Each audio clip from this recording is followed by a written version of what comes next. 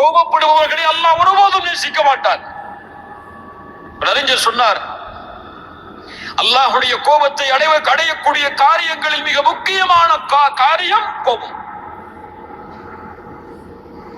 கோபம் அடைவதற்கு அல்லாஹ் அந்த உரிமையை கொடுக்கவே இல்லை யாருக்கும். நாம் யார் நமக்கு சமமான படைப்புகள் மீது கோபப்படுவதற்கு?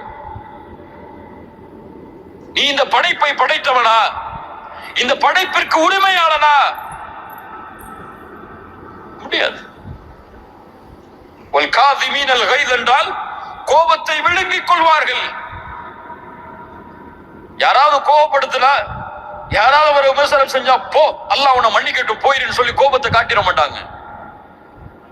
கோபத்தை விழுங்குவார்கள் என்றால் யாராவது கோபப்படுத்தினால் இவன் சிரிப்பான், அடக்கிக் கொள்வான் உள்ளே. அது வெளிப்படையாக வரும் சிரிப்பாக. ஜஸாக்கல்லாஹு கைர், இனிமே நான் திருத்திக்கிறேன் போயிடுவார்.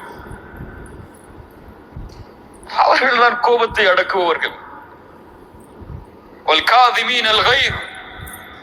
அல்லாஹ் ரப்புல் ஆலமீன் கூறுகிறான், முஃமின்கள் யார், சொர்க்கவாதிகள் யார்?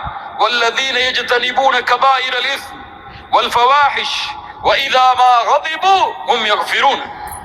என்ன ஒரு குவாலிட்டி! அவர்கள் யார்?